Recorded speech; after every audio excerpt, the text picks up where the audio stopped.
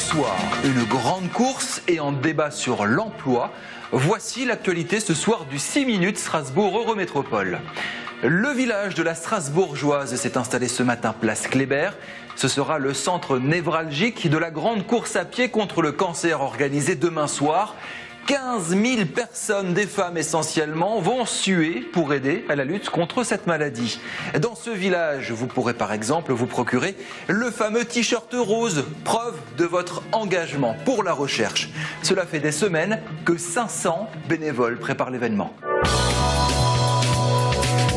C'est très particulier parce que c'est quand même une action qui est pour une bonne œuvre et c'est très médiatisé, c'est très demandé vu le nombre de 15 000 inscrits qui a été clôturé il y a presque 3 semaines. Les gens ont besoin de ça.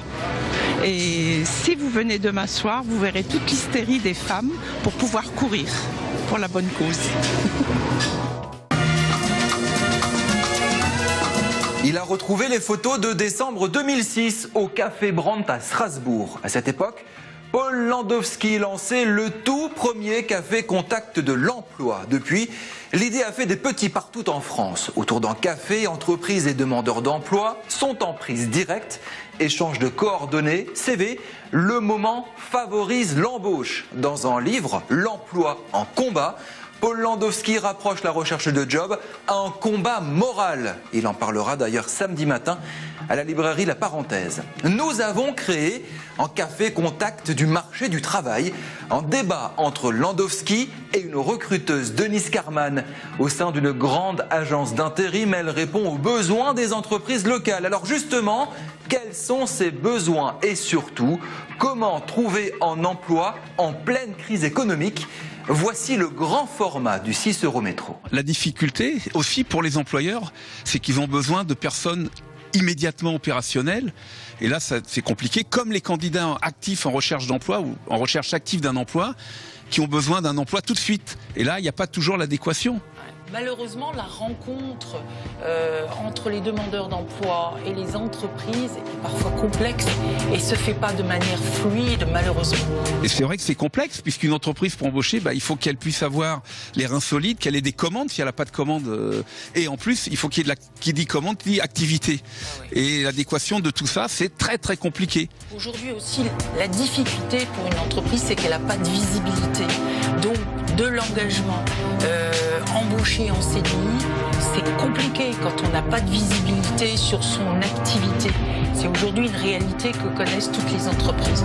Et l'autre réalité aussi française, c'est un droit du travail très lourd qui rigidifie également, qui ne met pas assez de fluidité dans la relation employeur-employé. Aujourd'hui, démarrer dans la vie professionnelle avec un CDI, c'est devenu quelque chose de rare.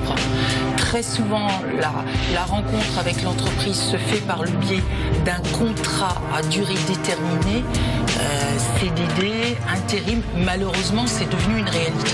La difficulté qu'on va reconnaître aujourd'hui, par contre, c'est que pour l'environnement du quotidien de tout un chacun, c'est que quand on doit avoir un loyer ou trouver un appartement ou faire des choses pour la vie longue durée, on va dire, il est très difficile puisque les banques et tous les autres partenaires, et on peut le comprendre, vont demander des garanties. C'est le grand débat d'aujourd'hui, des garanties sur l'emploi. Or, il n'y a plus de garantie d'emploi. Alors, comment faire ? Il faudrait que le système bancaire évolue avec la réalité. Voilà. Alors, c'est en train, comme on disait ensemble, c'est en train de bouger. Aujourd'hui, nous sommes un médicament social. Parce que des gens sont en recherche de sortir de l'isolement. Parce que quand on fait des sondages depuis 8 ans sur les personnes qui ont été dans les cafés contact de l'emploi, bien souvent sur 6 mois, on leur demande pendant 6 mois combien de rendez-vous avez-vous eu. Sur 80 candidats, on a 2 ou 3 mains qui se lèvent. Et là, ils me disent j'ai eu des rendez-vous, c'est génial. Et même s'ils n'ont pas le boulot le jour même, ils sortent de chez eux, ils ont une reconnaissance, il y a un rendez-vous, je sers à quelque chose et je rebondis. Aujourd'hui, on a quand même fait plus de 10 000 candidats qui sont passés dans les cafés contact de l'emploi. C'est 2000 employeurs pratiquement différents, d'autres qui reviennent bien entendu, et c'est 100% d'entretien d'embauche avec des vrais employeurs et c'est 10% de contrats signés. L'entreprise se bat déjà sur ses marchés, donc tout ce qui est annexe, il faut l'aider, il faut l'accompagner, il faut rendre les procédures simples, faciles.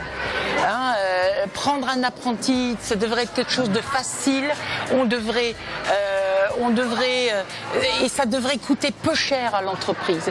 Et ça permettra à quelqu'un de mettre le pied à l'étrier et ça accompagnera également l'entreprise, ça lui permettra de gérer ses besoins futurs. C'est vrai qu'il faut alléger tout ce qui est les démarches administratives pour l'entreprise, que ce soit une PME, un artisan. Ils ne peuvent pas arriver pour créer un emploi ou même créer son entreprise, c'est compliqué. Peut-être que malheureusement la conjoncture actuelle qui est pas extraordinaire, en étant optimiste bien sûr, pourra permettre de prendre conscience de ces choses-là, parce qu'on n'aura pas le choix pour l'avenir de nos nouvelles générations à venir après.